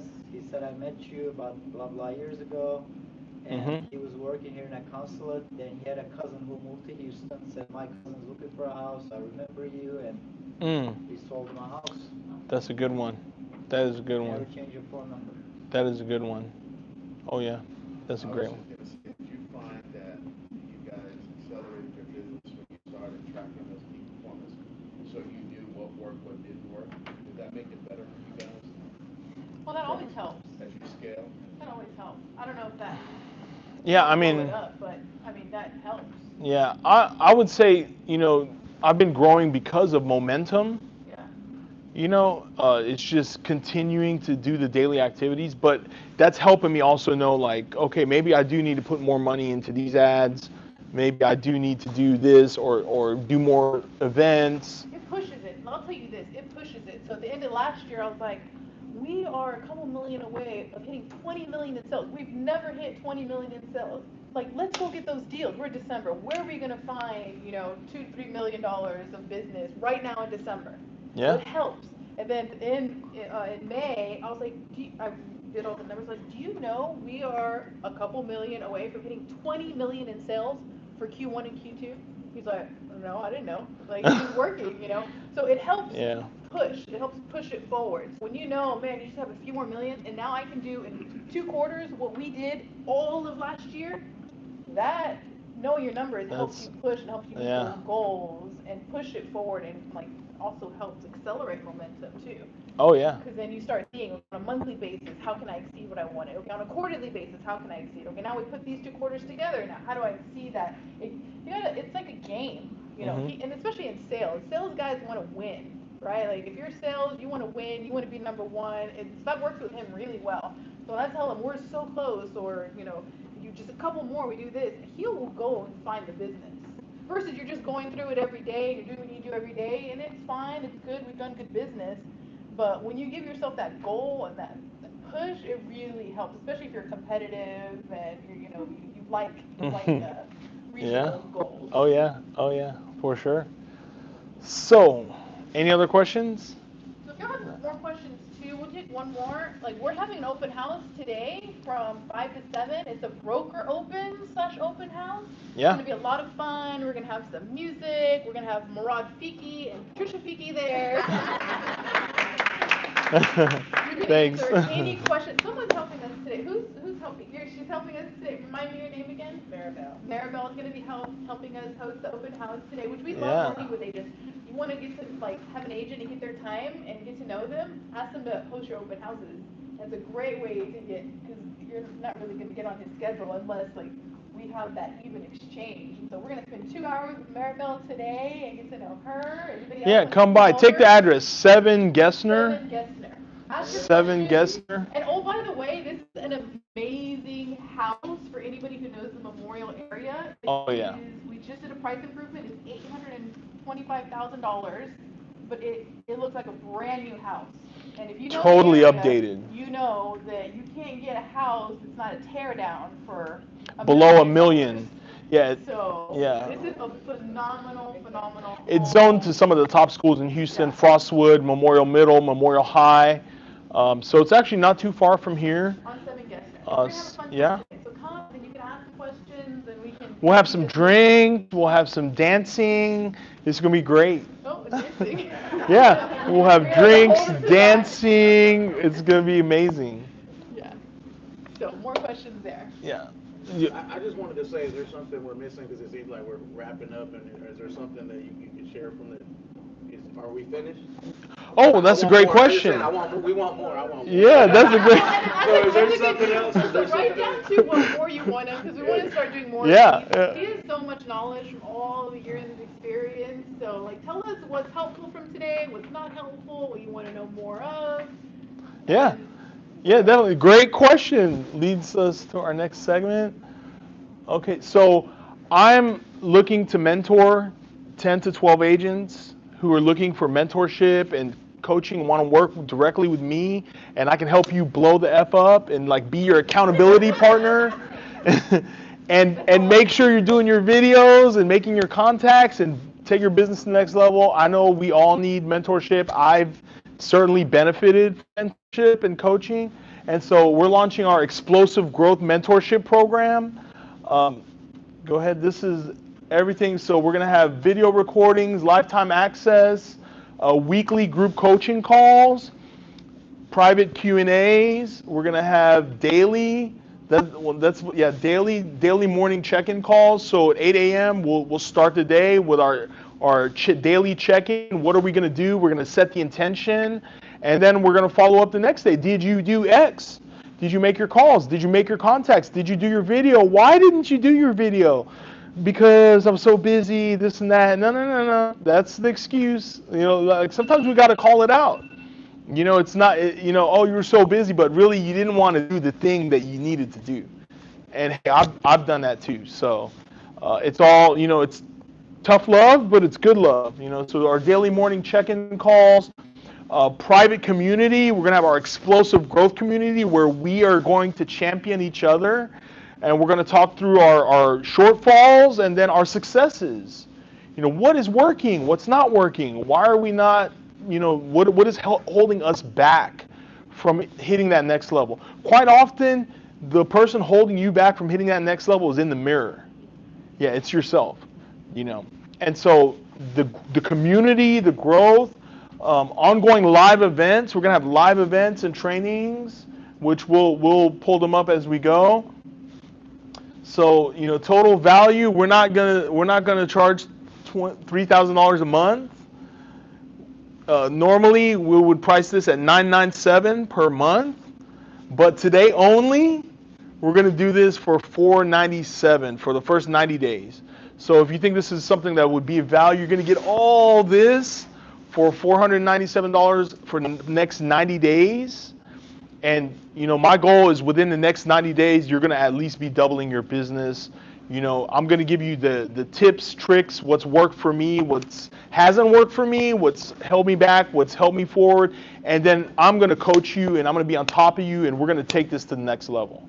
And that's what I really want to do. This is my passion project. So I've been kind of, delaying launching this program because I'm like, no, I got to focus on my business.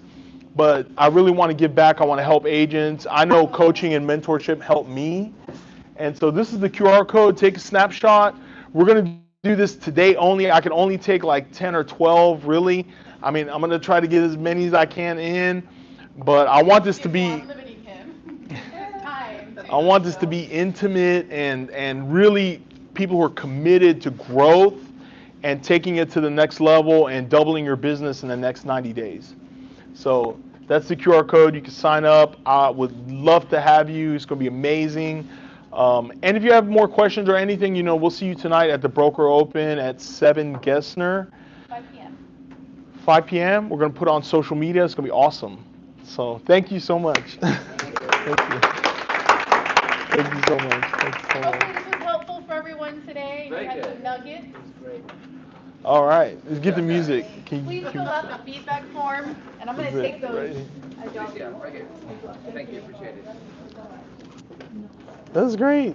Yeah, and tell us what you would like to hear next. So yeah, thank you. Can you play something like something upbeat? Thanks, Fausto. Thank you. Thank you so much. You have fun? Great. Thank you so much. Thank you, man. Great training, man. Enjoyed it. I was talking to her about your new construction. He was the one who built in Warrenton done. Show her that house. I wanted. Thank you so much. Thank you for coming. I wanted. How are you doing? Ron Garrett. Nice to meet I you. wanted her to see the house you built because it looked amazing. Yeah, thank you. I'm gonna get you back in building. We have a house. Okay. Dude, thanks for coming to support your boy, man. Yeah, no, I appreciate anytime, brother. you. You know that. You know I that. appreciate you, man. Always.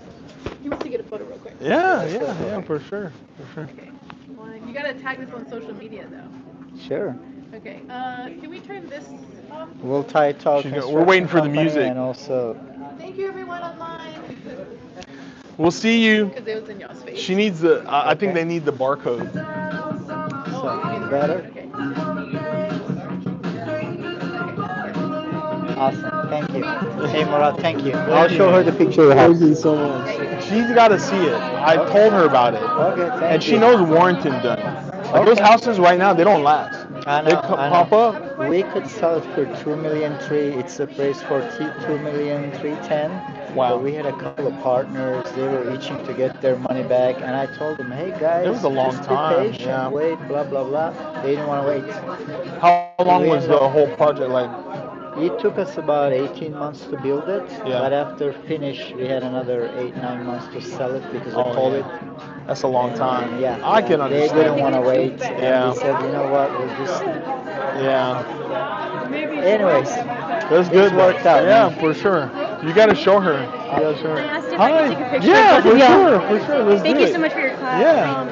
Let's do it. Do you want to take a look at it now, or do you want to give another two? You're easy, or text it to you. I want to talk to you.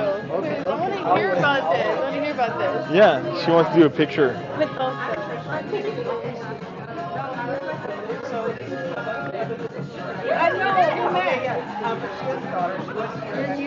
With her too. Trisha. From here, but she's not getting. You want one with him and then? Sure. So cute. I'll give you my number. Yeah, I'll text it to you. Here. Oh, yeah. I just text her. I said, you know what? I have the perfect thing for you. He's Let me get her. Let me get her in the photo real quick. I do. Hold on. Yes. Thank Thank you. you so much. Thank you guys so much. Thank you. The other one I just Thank you. What's What's up, man? Well, thank you. That was great. That was great. Yeah, definitely. very good. She's very good, but she's shy a little bit in the beginning. But I think she will be a perfect fit for you. Thank you. Thank you so much. Trying to make it today. Yeah, man. Come on. Okay. Hey, Morad. Yeah. Go ahead. Hi. Nice Oh, casting it together. thank you. Thanks for coming. That was great. I'm gonna tag us on all these photos. Right here, right here. Christy, you're looking at Thank you. Thank you so much. Great Thank class. y'all. Thank y'all. Appreciate Okay, it. tell her to reach out. Thank you. You're welcome. Yes, My ma'am. daughter used to be here, and then Yeah. somebody stole her from here. This is Indian. She's not getting any help from him. This is Jude. Okay. So I just text her and Yeah. said, hey, I found the perfect team for you. Yes. You We'd know, love to so talk to I her. think she will work with you guys Yeah. really well. Yeah. Can I take a picture with you? Yeah, for sure. Yeah, we'd love to meet her. So when, like, what time is a good time? Can she come to the open house today? I'm From not 5 sure. to Let 7? me talk to her. 7 Gessner is the address. Okay, let me talk to her and see. Yeah. I told her his Egyptian doesn't speak any Arabic. She said, oh, that's cool. I was like, okay. Hello. Do you have anything at 5 o'clock? So Or 6 o'clock you can go meet with them? They have an open house? Take a picture of Okay. Thank And you. then I did the 20-minute phone call thing, so we'll be reconnecting. Yeah, that'll be great. I love that. Yeah, whenever I send the Calendly link, so when you have some time, love to chat. Definitely. Wants a Yeah. picture with you? Yeah, for sure. You and your wife too. I want to put myself. For sure. I love that. Gotta put the capper hat on. I love that capper. I love Only I that. received it.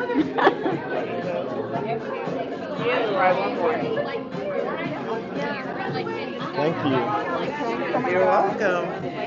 it. Thank you. Oh, you want to hold? Because it looks like. Yeah. Oh, you want to the camera off? Okay. All right. Thank you. I really like your social media. Yeah, I like yeah. you follow Grant Cardone. I'm certified Grant Cardone. Oh, So, yeah, nice. I love Nice. that. Love it. Yeah, yeah. Your Yeah. social media is great. Awesome. Are you going to join the program?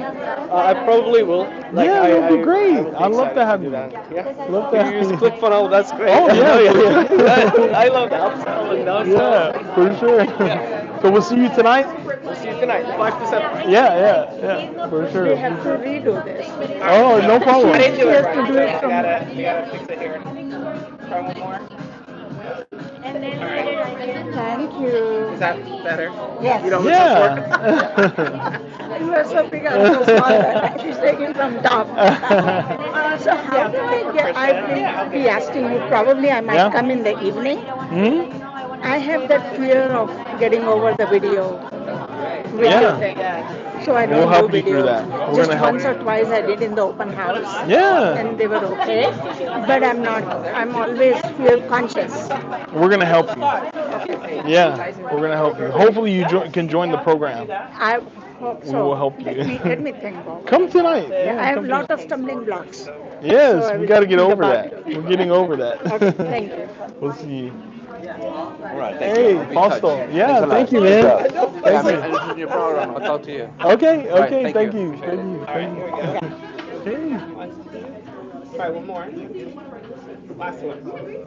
There you go. thank you. Thank you so much. And congrats on the Thank open you. house. Thank Morad. Remember when Harv double booked that open house for 7 guests? Yeah. I was that agent. It was double booked. Oh, I I felt was like, I get to go bad. see it today. And I was like, why did they do that? Yeah, that was me. Yeah, what was crazy was like the day you requested it was fine, and then I saw there were two at the same time, and the other agent was like, hey, I thought I had it, and I was like, no, you do, and then I looked, I'm like, it's two, and that's why I told Har, and they're like, oh no, it just changed, but I'm like, but you can't do that, you know, like. Exactly. But I get to see it today. I'm gonna come Yeah, out. yeah, and we'll get you another time for Okay. sure, promise.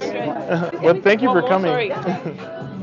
So I need to join your team as Yeah. an agent. Yeah, for sure. I need to, since you're looking for For agents. sure, we are. Like that, or do you want lower? Just like the way you were. Oh, here? Yeah. Okay. Try one more. Oh no, I don't want to look. I don't want him to look too tall. Okay. Thank you so much. Is that better? Yeah, I think so. Thank Yes. Because you look too tall in the other one. I was like, I need to stay like keep it tall so I can look tall. Yeah. So I'm gonna be at the open house today. Yeah, yeah. And I already sent Patricia a message about. I looked at the listings. Yeah. And there are two I want to host. Okay. She said we're gonna talk about it when I come here. So. Yeah, yeah. So what does it take to be an agent like on your team? Well, Trisha will talk more about that, but come tonight and we'll like talk more and socialize a little bit, and definitely go over it. Thank you, but I can't wait to see you. Maybe. Thank you, Mireya. We love you. Thank you. Yes, yeah. The GC kit went out the other day, but I'll forward it out. Yes, you're welcome.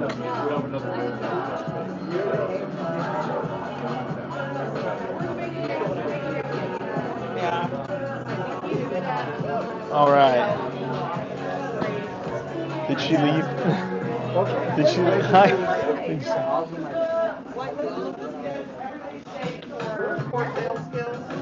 Oh, yeah, you gotta show her your house. I did. She looked at it. It's amazing. It's a nice house. We worked hard on it. Turned out to be a nice one. Hey, girl. Let me kill this one. Good to see you. Is this still going? Wow.